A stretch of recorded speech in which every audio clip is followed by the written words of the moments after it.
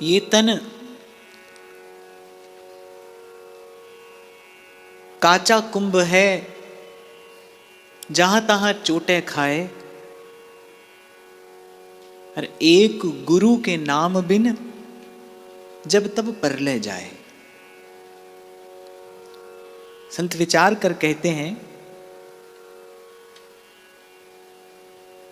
कि जिस देह के नाते को सत्य मानकर अहमता और ममता के बंधन में पड़कर जीव ये दुर्लभ जन्म गंवा देता है, उस देह की सत्यता क्या है? कहते ये तन कांचा कुंभ है, कच्चा घड़ा है, और जहां तहां चोटें खाए। शरीर मिलता है तो शरीर के साथ दुख सुख भी मिलता है, आदि व्याधि उपाधि सब शरीर के साथ जुड़ी है। कुछ कर्म कृत है, कुछ प्रारब्ध कृत है, आदि व्याधि उपाधि लगी है इस शरीर के साथ, जीव दुख पाता है। और संत कहते हैं एक गुरु के नाम बिन जब तब परले जाए, और यदि भजन नहीं हो जीवन में तो फिर इस जीवन का एक ही मात्र सत्य है और वह है मृत्यु। आज नहीं तो कल मिट जाएगा। सोई बात चतुर्बुदास जी महाराज कह रहे हैं, चेताते हुए कहते हैं कि दुर्लभ तन पायो सुरलभ करी, गुरु खेवट हरिनाम नाव करी, यही समाज भवतार न पारगो, तो अपनो घात आपने करबो। ये दुर्लभ अवसर मिला, सुलभ हुआ। और पूर्व भी व्यासपीठ ने आपको निवेदन किया था, इस मनुष्य देह के मिलने के मूल में केवल एक ही हेतु है, केवल एक ही कारण है, और वो है प्रभु की करुणा, प्रभु की कृपा। इसीलिए मनुष्य शरीर मिला है। ये दुर्लभ अवसर आपको मुझे सुलभ हुआ है, तो कहते हैं कि भाई इसका लाभ ले लीजिए, गुरु को केवट बनाकर हरि नाम की नौका में बैठ जाइए, क्योंकि ये दुर्लभ सुयोग पाकर भी जो आत्म कल्याण नहीं करता, वो कह रहे वो आत्मघाती है, आत्महत्यारा है। और आप शास्त्रों में पुराणों में पढ़ लीजिए, आत्महत्या करने वाले को कैसा महापातक लगता है। पुराणों में ऐसा वर्णन आता है कि आत्मघात करने वाला किस किस प्रकार के नरकों में अपार कष्ट भोगता है। और यहाँ संत कहते हैं कि जो ये मनुष्य जन्म और जीवन पाकर भजन का प्रयास नहीं करता। एक बात मैं और यहाँ पर आपको कहूँ, भजन करना आपके मेरे सामर्थ्य में नहीं है, पर भजन का प्रयास आपके मेरे सबके सामर्थ्य में। देखो छोटा सा उदाहरण आपको देता हूँ, हम माला करेंगे और हमारा मन लगेगा, ये तो आपके मेरे नियंत्रण में नहीं है। और माला करने के लिए बैठना, ये तो आपके मेरे वश में है। भजन में मन लगना, इस पर आपका मेरा हो सकता है नियंत्रण ना हो, क्योंकि तुद पावे ता नाम जपावे, सुख तेरा दित्ता लइए। भजन का आनंद तो भगवत कृपा से है, संत कृपा से है, सत्संग की कृपा से है। अब कोई भाई सत्संग में आकर बैठे ही नहीं, तो उसे सत्संग का सुख कहां से मिलेगा? कोई सत्संग में आकर बैठने की चेष्टा ही ना करे, उसको सत्संग का सुख कहां से मिलेगा? आपको याद हो, मैं एक छोटी सी कथा आपको कभी कभी सुनाता हूँ कि ये दीपावली का पर्व था और नंद बाबा के आंगन में पूजन हो रहा था। कन्हैया आकर जमुना जी के किनारे बैठ गए।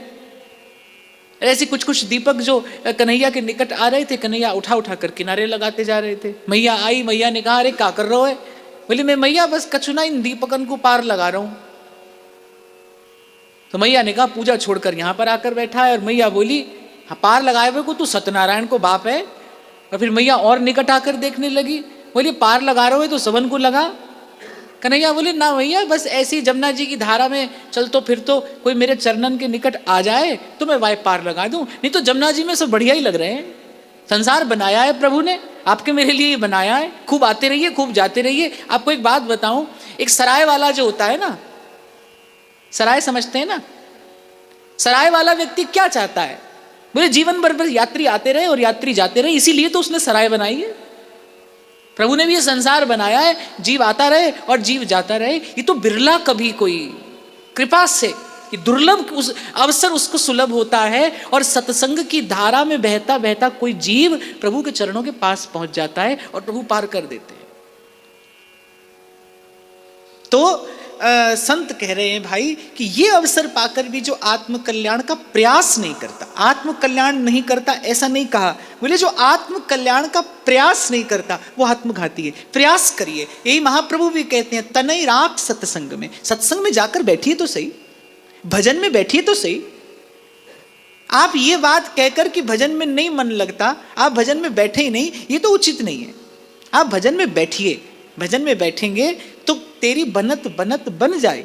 संत कहते हैं अरे कभी तो दीन दयाल के भनक पड़ेगी कान, कभी तो प्रभु आपको स्वीकार करेंगे, कभी तो प्रभु की कृपा दृष्टि आप पर होगी। ये बात बिल्कुल सत्य है, ये बात नितांत सत्य है, 100% सत्य है कि जब जीव को प्रभु कृपा भरी दृष्टि से देखते हैं तभी उसे वस्तुतः सेवा और सुमिरन का सुख मिलता है। पर जीव प्रभु के सन्मुख तो हो। आप भजन में बैठिए, आप सत्संग में जाकर बैठिए, ये विचार मत करिए इससे क्या होगा, ये विचार ना करिए इससे क्या होगा, बस केवल आप जाकर बैठिए। और मैं तो कई बार आपसे कहता हूं यही प्रभु की ओर एक पग आगे बढ़ाना है।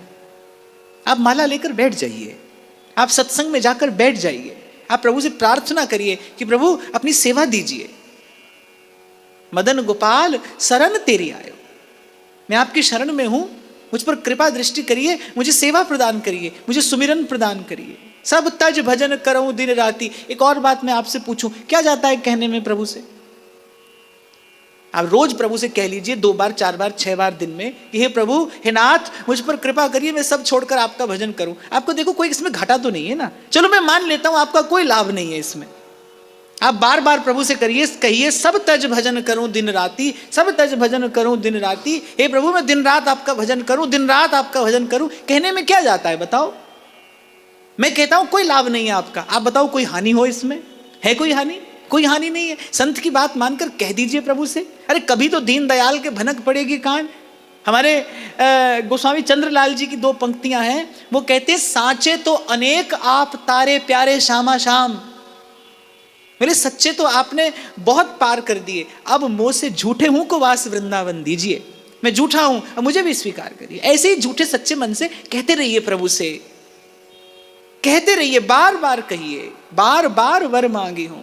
झूठे सच्चे कहिए प्रभु से कि नाथ मैं सब त्याग कर आपका भजन करूं, सब छोड़कर आपका भजन करूं, केवल आपका भजन करूं, अहर्निश आपका भजन करूं, सतत आपका भजन करूं। कभी प्रभु सुन लेंगे, क्योंकि प्रभु झूठे सच्चे का विचार नहीं करते। सच्चा तो जीव प्रभु से मिलने के बाद ही होता है, उससे पहले तो झूठा ही झूठा है। पाए जान जगत में सब जन, कपटी कुटिल कलिजुगी टंच। प्रभु से मिलने से पहले तो जीव झूठा ही है, मिलने के बाद ही सच्चा होता है। प्रभु इस बात की अपेक्षा नहीं रखते कि कोई सच्चा होकर आए। प्रभु तो केवल इस बात की अपेक्षा रखते हैं जैसा तैसा मेरे सन्मुख आ जाए, शरणागत हो जाए, शरण में आ जाए। माया को फल ग्रह सुत जाया, सब संसार धूर सी छाया।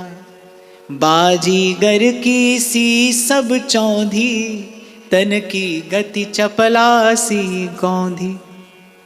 दिन पर लय देखे न अयानो, महाप्रलय सुननेक सकानो। जिनसो प्रीत देह के नाते,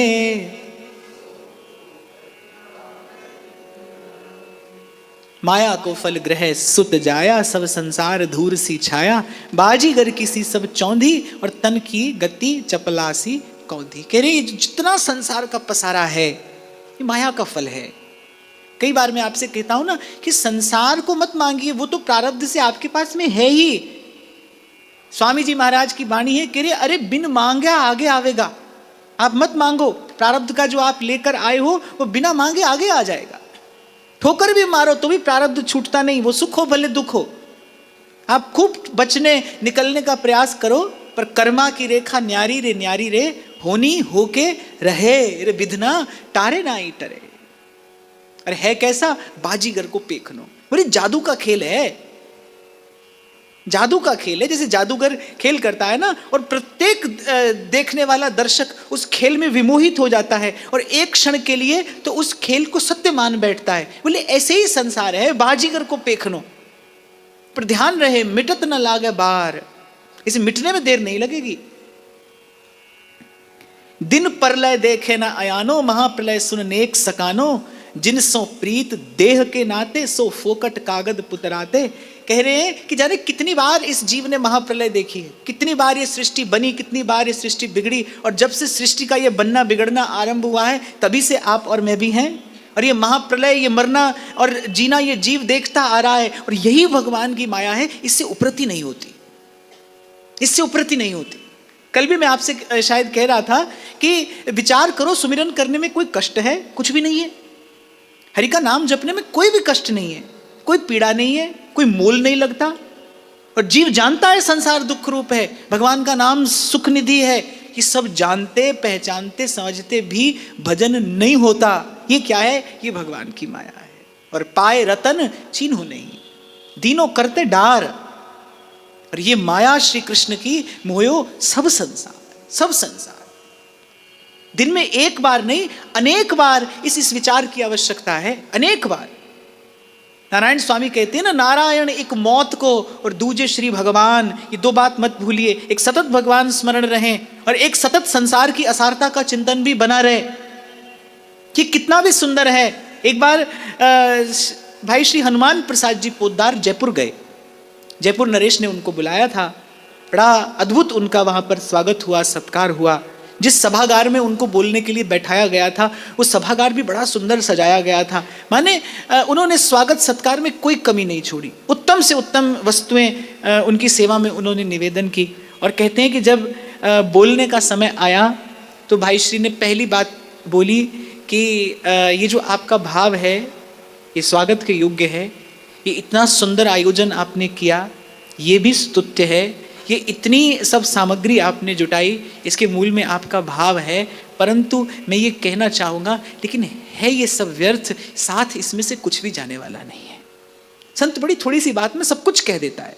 उनके कहने का तात्पर्य ये था कि प्रयास किसी सार्थक वस्तु के लिए किया जाए, संसार को पाने का प्रयास मत करिए। उनके कहने का तात्पर्य ये था कि जो आप अपनी ऊर्जा, शक्ति, समय, चेतना लगाते हैं, और लगाते नहीं गंवाते हैं। संसार में समय गंवाना है, क्योंकि लौटकर कुछ मिलने वाला नहीं है। जो आदमी व्यापार करता है वो जानता है ना कि वो ऐसा व्यापार करता चला जाए जिसमें लौटकर कुछ आता ही ना हो, तो वो गांठ की पूंजी गंवाना है कि लगाना है?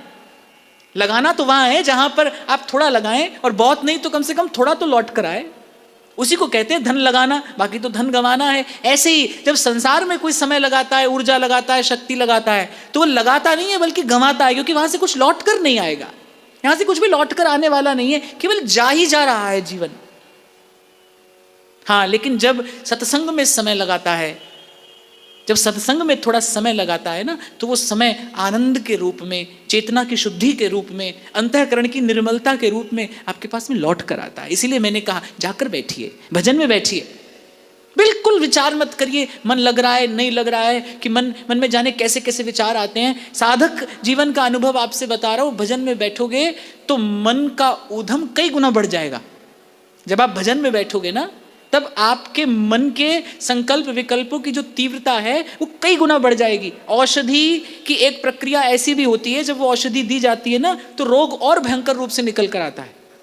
शायद होम्योपैथी में ऐसा होता है, वो जब रोग की औषधि देते हैं ना, तो वो जो रोग होता है वो और भयंकर रूप में निकल कर बाहर आता है, लेकिन वो औषधि वहां जड़ से उसे निर्मूल करने में लगी है। ऐसे ही जब आप भजन करने बैठोगे तो मन के संकल्प विकल्प और तीव्र गति से बढ़ेंगे। आपके मन में ऐसे ऐसे विचार आएंगे जिसकी खबर आपको भी नहीं होगी, कि आपको आश्चर्य होगा कि हमारे भीतर ये सब भी भरा है क्या, हमारे भीतर ऐसे विचार भी हैं। आपका मन आपको वहां वहां ले जाएगा जहां आप कभी जागृत और सुषुप्ति में नहीं गए होंगे। आपकी सूक्ष्म चेतना में जो भरा है वो सब निकल कर सामने आएगा। पर डरना नहीं, घबराना नहीं, ये भजन की आरंभिक प्रक्रिया है। बस गुरु चरणों से लगे रहना, भजन में बैठिए। मैं बार बार आपको कहता हूं, आज फिर कह रहा हूं, भजन में मन लगाने के लिए नहीं बैठना है। भजन में इसलिए बैठना है क्योंकि संतों की आज्ञा है, गुरुजनों की आज्ञा है। गुरुजनों की आज्ञा का पालन करने के लिए भजन में बैठना है।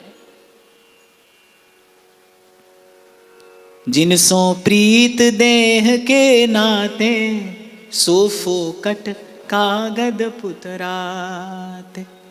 बोले जिन जिन से इस संसार की प्रीत के नाते जोड़े, जिन जिन से इस देह के कारण संबंध है, वो व्यक्ति हो या वस्तु हो, बार बार मैं आपसे कहता आ रहा हूं कि थोड़ा हो तो भी संसार है, बड़ा हो तो भी संसार है, बहुत हो तो भी संसार है, सब हो तो भी संसार है। माने काम आने वाला नहीं है। जीव के काम केवल प्रभु ही आते हैं, और प्रभु के काम आए से ही जीव का काम बनता भी है। प्रभु ही जीव के काम आते हैं। पांचाली को राजसभा में राम नाम सुध आई, ताको दुख हरियो करुणामय, ताको दुख हरियो करुणामय, अपनी पैज बढ़ाई, हरि को नाम सदा सुखदाई। काम जीव के प्रभु ही आते हैं। और दूसरी बात, प्रभु काम आए तो ही काम बनता है। संसार से तो काम बिगड़ता है। आज तक बिगड़ा ही है, आज तक बिगड़ा है, फिर भी बिगड़ेगा। इसलिए चेताइए अपने मन को, जगाइए अपने मन को, समझाइए अपने मन को। पौ में पानी पीवत मिलके, जित कित गए सबे चल चल के, नदी नाव एकत वै उतरत, जैसे आप को डगरत, 300 हित हरि को बिसरावई, ऐसो पुनि समाज नहीं पावई, यह जुग दीप देह बलनी को, भज हरि मेट सकल दुख जी को। जैसे आप देखो, जेठ के महीने में प्याऊ पर लोग पानी पीने के लिए आते हैं ना, प्यासा आदमी आता है और जैसी प्यास बुझती है एक क्षण भी वहां पर ठहरता नहीं और चला जाता है। एक और शब्द आपने सुना होगा, नदी नाव संजोग है। बस ऐसा ही है। अच्छा, ये कुछ जीवन को किसी निराशा या अवसाद से भरने के लिए नहीं है। ये बात संतों ने इसलिए नहीं कही है कि आप बिल्कुल निराश हो जाएं और हताश होकर किसी अंधेरे कोने में जाकर पड़ जाएं, संसार से भागकर दौड़कर कहीं जाकर छिप जाएं। ये इसलिए नहीं कहा जा रहा है। केवल संसार के स्वरूप की असारता का बोध हो जाए, हमें खबर पड़ जाए, भाई ये रहेगा नहीं। आप देखो, संसार में जब विषय से और वस्तु से राग होता है ना, तो आप देखना, कभी आप इस बात का अनुभव करना, कोई व्यक्ति मिले आपको, उससे आपकी आसक्ति हो जाए, तो आप ये चाहेंगे अब ये सदा हमारे पास रहे। कोई वस्तु आपके पास हो, लोभी व्यक्ति चाहता है ना, धन मेरे पास सदा रहे, सदा रहे। आप देखो, वस्तु हो या व्यक्ति हो, जिसमें आपकी प्रियता होगी, जिसमें आपका राग होगा, आप उसे सदा अपने पास रखना चाहेंगे। बस यही भूल जीव को संसार से बांधती है और दुख का कारण बनती है। मैं नहीं कहता कि वस्तु अच्छी ना लगे, लगे खूब लगे, लेकिन जब वस्तु अच्छी लगे, आपको साथ में इस बात की भी खबर हो कि भाई ये कितनी भी अच्छी है, लेकिन साथ जाएगी नहीं, साथ रहेगी नहीं, ये सदा रहने वाली नहीं है। संबंध कितना भी सुखद क्यों ना हो, संबंध कितना भी सुखद क्यों ना हो, धन्यवाद तो करिए। आपको जीवन में अच्छा संग मिला हो, आपको जीवन में अच्छे लोग मिले हो, आपको जीवन में अच्छा साथ मिला हो, आपके संबंधी अच्छे हो, प्रभु का धन्यवाद करिए। लेकिन ये मत भूलिए कि भाई ये सदा साथ नहीं रहेंगे। इसी को कहते हैं संतुलित जीवन। संसार में रहिए, व्यवहार में रहिए, पर मैं कहूंगा संसार और व्यवहार में रहने से पहले विचार में रहिए। जो कबीर ने कहा ना, ज्ञान घूंघटो काढ़ो रे, ज्ञान का घूंघट निकाल कर फिर संसार में जाइए। पहले गुरु के ज्ञान का घूंघट निकाल लीजिए, उतना ही संसार दिखाई पड़े जितना आवश्यक है। जब माताएं घूंघट निकालती हैं, अवगुंठन कर लेती हैं, तो ऐसा नहीं कि उन्हें कुछ भी दिखाई नहीं पड़ता, लेकिन घूंघट किस लिए है? कि बाहर कोई अकारण अयोग्य अवांछित माता को ना देखे, और माता की और बहन की दृष्टि भी अकारण वहां ना जाए जहां पर नहीं जानी चाहिए। इसके लिए घूंघट है। तो ज्ञान का घूंघट किस लिए है? केवल उतना ही संसार हमारे जीवन में आए जितना हमें आवश्यक है, जिसमें से काम चल जाए। मैं तो कई बार आपसे कहता हूं, आवश्यकता से कम लेना सीख जाइए, आप सदा सुखी रहेंगे, सदा स्वस्थ रहेंगे, सदा प्रसन्न रहेंगे। आवश्यकता निर्धारित करिए। आवश्यकता निर्धारित कौन करेगा? शास्त्र करेंगे, गुरुजन करेंगे। आवश्यकता निर्धारित करिए और फिर आवश्यकता से भी थोड़ा कम ले लीजिए, और या फिर आवश्यकता के अनुरूप लीजिए तो बांट दीजिए। ऐसा करके रहिए, आप सदा स्वस्थ रहेंगे। माने विचार रहे जीवन में, संसार की असारता का विचार रहे। ये सब बातें मैंने बहुत पढ़ी, बहुत सुनी, सब संतों ने गाया है, सब संतों ने गाया, पर हमने विचार नहीं किया। इसीलिए सुनते आए, सुनते आए और बस भूलते आए, और सत्संग भी केवल मनोरंजन का साधन बना रहा, बस कहना सुनना ये शौक हो गया हमारा। खैर अच्छा है, मैं तो कहता हूं शौक हो तो भी अच्छा है, पर फिर भी यहीं पर रुक नहीं जाना है, चिंतन करना है, मनन करना है, विचार करना है।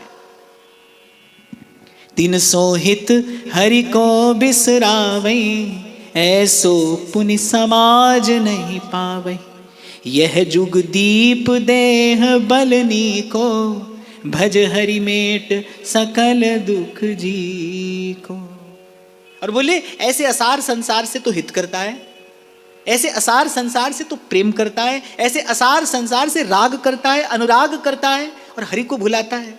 यहाँ इन्होंने यही कहा, बोले रहिए संसार में, भगवान को मत भूलिए, खूब रहिए, खूब व्यापार करिए, खूब व्यवहार करिए। पर मैंने कहा इससे पहले भगवत भाव का विचार करिए, इससे पहले भगवत संबंध का विचार करिए, इससे पहले अपने स्वरूप का विचार करिए, संसार की सत्य असत्यता का विचार कर लीजिए। किसी स्थान पर घूमने फिरने के लिए जाते हैं आप, तो उस स्थान का मौसम कैसा होगा, हवा पानी कैसी होगी, उसी के अनुकूल अनुरूप तैयारी करके ही तो जाते हैं। बहुत ठंडी जगह पर जाओ तो उन्हीं कपड़े लेकर जाते हो कि नहीं? जहां जा रहे हो उसी स्थान के परिवेश के जलवायु के अनुकूल अनुरूप ही तो तैयारी करके जाते हो। ऐसे ही व्यवहार में भी उतरो, संसार में भी उतरो। मैं तो पहले दिन से इसी सिद्धांत का व्यक्ति हूं। मैं नहीं कहता हूं कि आप घर संसार छोड़कर कहीं भागकर दुबक कर कहीं छिप कर बैठ जाइए, यह संसार से बचने का मार्ग नहीं है। गीता में भगवान ने स्पष्ट किया है, यह संसार से बचने का मार्ग नहीं है। कर्म में त्याग और त्याग में करना, यही परम धर्म है। आपके कर्म में त्याग हो और उस त्याग की अवस्था में आप करते चले जाएं, आपको कोई बांधने वाला नहीं है। कर्म में त्याग और त्याग में करना खूब करिए, और मैं तो कहता हूं सफल होइए, श्रेष्ठ बनिए, पर विचार पूर्वक। और ये एक ही विधि से संभव है कि आपके जीवन में सत्संग बना रहे।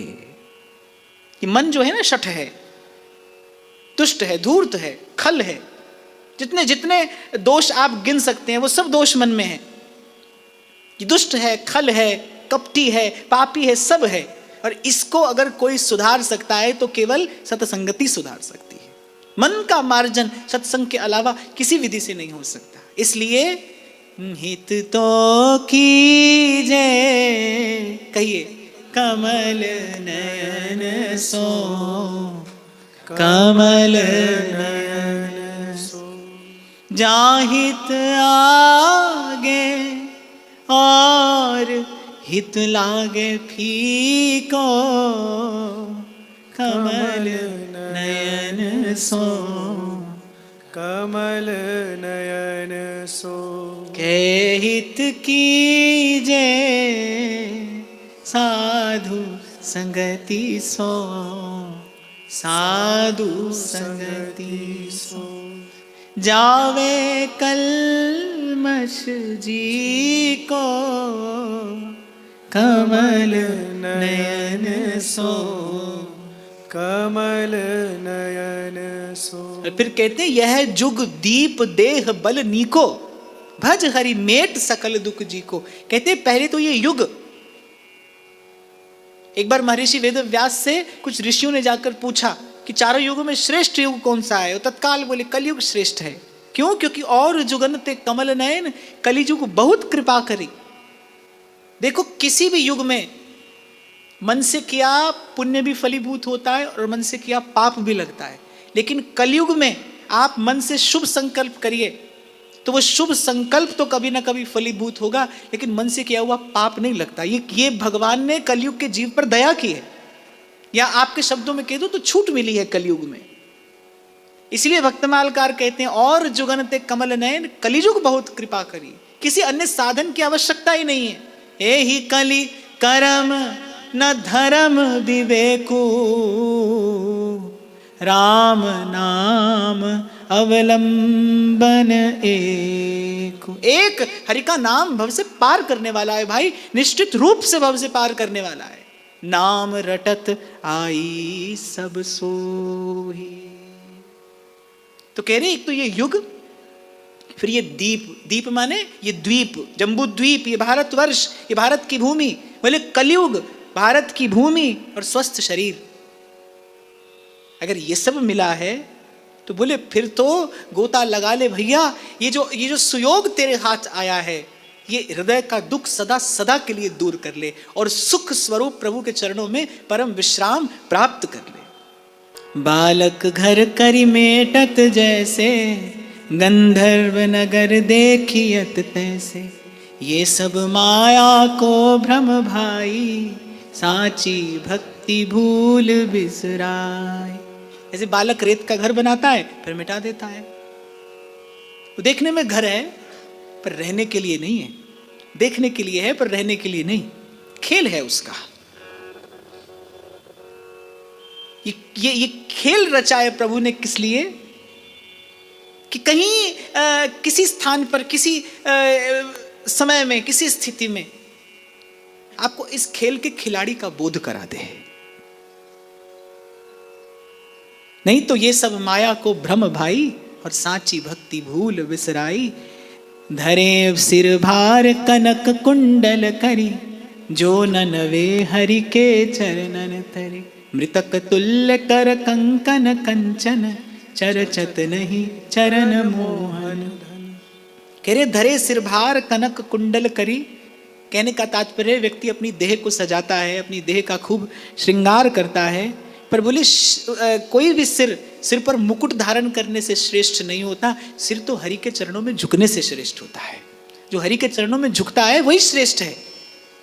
मृतक तुल्य कर कंकन कंचन, चरचत नहीं चरण मोहन धन। और बोले वो हाथ जिनमें कितने ही सुंदर कंगन सुशोभित क्यों ना होते हों, पर हाथों की शोभा हाथों में धारण किए जाने वाले कंगनों से नहीं है, श्री हरि की सेवा से है। प्रभु की सेवा से हाथ की शोभा है। इन नेत्रों की सफलता सार्थकता क्या है? भगवत दर्शन है। प्रभु के दिव्य मंगलमय श्री विग्रह का दर्शन हो। दीन वचन संतन संग दरस परस कीजिए। इस हाथ की शोभा क्या है? इस हाथ की शोभा एक यही है कि इस हाथ से प्रभु की सेवा हो, प्रभु के प्यारे भक्तों की सेवा हो। नहीं तो कह रहे मृतक तुल्य है। जो न भजे हरि नाम को, जानिए मरे समान। कर्म करे ताको फल पावे, ऊंच नीच पदता ही दिखावे। कब हुक इंद्र कब कुतिर्यक तन, गुण प्रवाह में पजो विषय बन। 14 बार भयो यह सुरपति, अब भयो चरणहीन चेटा गति। अर्जुन को हरि आप बतायो, मीन पुराण व्यास सोगा। अब बड़ा गंभीर सिद्धांत निवेदन करते हैं, आप बड़ा ध्यान से सुनना। ये जो सेवा की बात की कि सिर वही है जो प्रभु के चरणों में झुकता हो, हाथ वही है जो संत भगवंत की सेवा करते हो, जीवन ही वही है जिसमें सेवा हो। क्यों? कई बार आप उनमें चर्चा करते रहते हैं। इस विषय पर तो हमने बहुत बार चर्चा की है कि कर्म किए बिना आप और मैं रह नहीं सकते, और जो करना है वो बांधता है। 2 ही प्रकार के कर्म करने की तो छूट है आपको मुझे, या तो शुभ या अशुभ। शुभ भी बांधता है और अशुभ भी बांधता है। किए बिना रह नहीं सकते। फिर कर्म बंधन से मुक्त होगा कैसे जीव? कर्म बंधन से मुक्ति मिले कैसे? तो कहते कि कर्म को सेवा बनाकर करिए, भगवत प्रीत्यार्थ निवेदन करिए। जो भी करते हैं आप, छोटे से छोटा कर्म भी, वो भगवत संबंध से करिए, प्रभु के नाते करिए। आप अपने घर के, आप अपने परिजनों की भी सेवा करते हैं तो उन्हें अपना परिजन मानकर वो कार्य ना करिए। वो प्रभु ने आपके लिए विधान रचा है, बस प्रभु के नाते। हे प्रभु, आपने मेरे लिए ये विधान रचा है, आपने मुझे इस स्थान पर भेजा है, आपने मुझे इस स्थान पर रखा है, आपने ही मुझे ये सगे संबंधी दिए हैं। मैं जो करता हूं आपके नाते करता हूं। बस प्रभु के नाते करते ही वो कर्म सेवा हो जाता है। अपने लिए 56 भोग बनाओ, खा लो, भोजन क्या है? मल हो जाएगा। और क्या है? 2 घड़ी का जिव्या का स्वाद, और उसके पश्चात कुछ नहीं। और वही भोजन जो आप बना रहे हो, वो आपके मन में केवल एक भाव आपको घोल लेना है, मिला लेना है कि भोजन प्रभु को निवेदन करने के लिए बन रहा है। लीजिए, वो वहीं से ही सेवा हो गया। आपका कर्म सेवा हो गया, भोजन प्रसाद हो गया। 5 उंगलियां घी में है।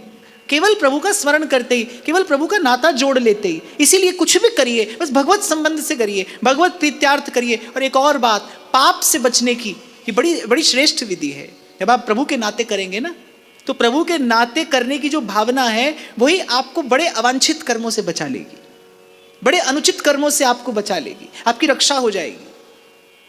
नहीं तो कहते हैं कि नहीं तो यदि सेवा नहीं हो तो फिर कर्म है, और कर्म का फल क्या है? बंधन। कर्म करे ताको फल पावे, यही जन्म जन्म से हो रहा है। आपने मैंने कर्म किया है, उसका फल पाया है। फिर एक प्रसंग निवेदन करते हैं और कहते हैं कि ये जीव कबहुक इंद्र कबहुक तिर्यक तन, कभी इंद्र बनता है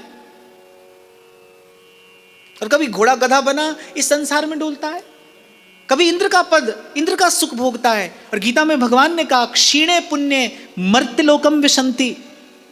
आप मैं देखता हूं संसार में लोगों को बड़ा लोभ होता है पुण्य अर्जित करने का। 2 चुल्लू जल भी किसी को देते हैं तो पुण्य के लोभ से देते हैं। 2 रोटी किसी को देंगे तो इस भाव से देंगे कि इसके प्रत्युत्तर में हमें पुण्य मिलेगा। ये बड़ी हीन भावना है, ये निकृष्ट भावना है। एक साधक को तो इसका दूर से त्याग कर देना चाहिए। कल बड़े विस्तार से इस विषय पर चर्चा हुई। देना नहीं है, क्या करना है? निवेदन करना है। तेरा तुझको सौंपते क्या लागे है। अरे आज भी जब पूजा होती है तो अंत में यही कहा जाता है त्वदीयम वस्तु गोविंद तुभ्यमेव समर्पये। आपकी वस्तु आपके अर्पण है, आपकी वस्तु आपके निवेदन है, वस्तु भी आपकी है, मैं भी आपका हूं। इसी से वो पूजा का भाव पूर्ण होता है। त्वदीयम वस्तु गोविंद तुभ्यमेव समर्पये। तो यदि सेवा नहीं करेगा तो कर्म करेगा, कर्म करेगा तो फल क्या है? बंधन है, चाहे शुभ हो या अशुभ हो। और गीता में भगवान कहते क्षीणे पुण्य, पुण्य अर्जित कर भी ले, कितना कर लेगा, लेकिन वो जितना भी पुण्य अर्जित करता है फिर उसका फल भोगता है, फिर पुण्य क्षीण होता है और फिर इसी संसार में धकेल दिया जाता है। और कोई आवश्यक नहीं है कि स्वर्ग से इंद्र का सुख भोग लेने के बाद जब संसार में आकर गिरे तो मनुष्य होकर ही जन्मे। मीन पुराण का प्रसंग सुना रहे हैं और अर्जुन को हरि आप बतायो। राजसूय यज्ञ में अर्जुन ने देखा एक चीटा लंगड़ा कर चल रहा है, अपने मुख में चावल का एक दाना दबाकर, और बड़ी कठिनाई से आगे बढ़ रहा है। अर्जुन पहले तो देखकर हंसे, फिर दया आई और श्री ठाकुर जी की ओर देखकर कहने लगे प्रभु क्या आपकी लीला है। ये चीटा टांग टूटी है इसकी, कितनी कठिनाई से ये मुख में चावल का एक दाना दबाकर केवल अपनी क्षुधा निवृत्ति के लिए, अपना पेट भरने के लिए परिश्रम कर रहा है। भगवान ने अर्जुन से कहा कि अर्जुन ये चीटा 14 बार इंद्र हो चुका है, ये चीटा 14 बार इंद्र पद का सुख भोग लेने के बाद अब इस गति को प्राप्त हुआ है। कर्म की गति ये है, कर्म का परिणाम ये है। शुभ कर्म नहीं, सत्कर्म, सत्कर्म हो, सेवा हो, सेवा। इसलिए बारंबार मैं विनय पूर्वक आपको कहता हूं, अंतःकरण की शुद्धि की इसके अतिरिक्त कोई विधि नहीं है भाई। सेवा हो आपके जीवन में। हमारे आचार्यों ने बहुत विचार पूर्वक ये सेवा की परिपाटी, ये सेवा की मर्यादा प्रतिष्ठित की है।